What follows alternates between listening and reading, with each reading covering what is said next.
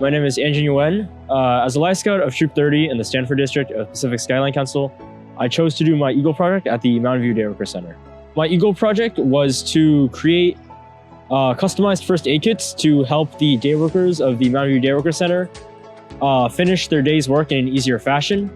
And I also taught some first aid classes here to help the workers learn how to use the first aid kits as best they can. My idea for my Eagle project started when my next door neighbor got a cut during quarantine. He came up from my house and I gave him a Band-Aid and he had no idea what to do with it. It would be good to have every kid know how to treat themselves in case of an injury, right? But my Eagle project advisor recommended the Mountain View Day Worker Center, which at the time I had no idea about, but we figured out how I could make first aid kits, teach first aid classes here. My project started just making 50 first aid kits. I wasn't even sure if I was going to teach classes yet.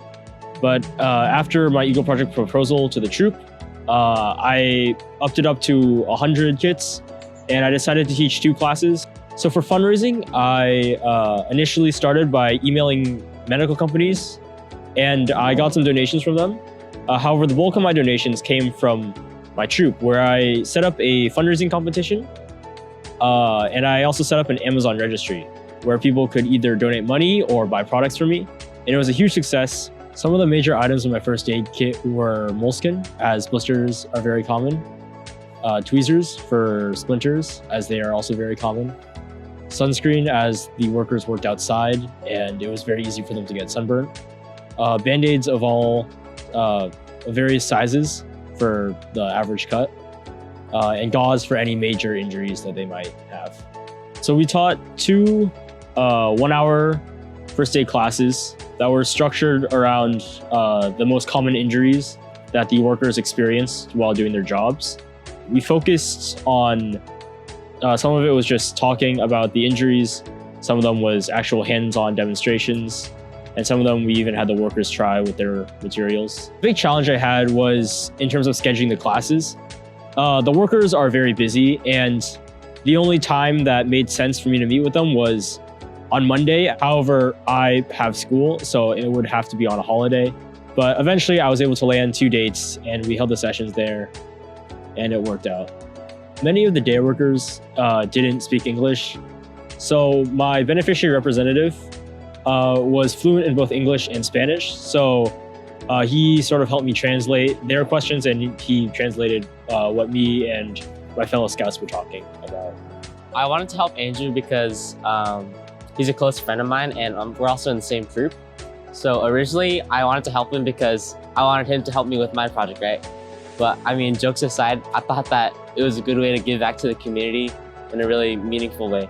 My favorite part of the project was just communicating with all the workers.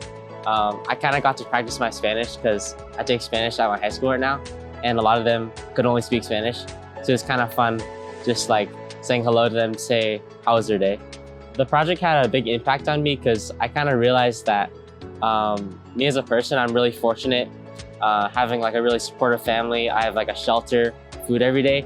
And I kind of realized that not everyone has that same privilege. Some people come from less fortunate backgrounds.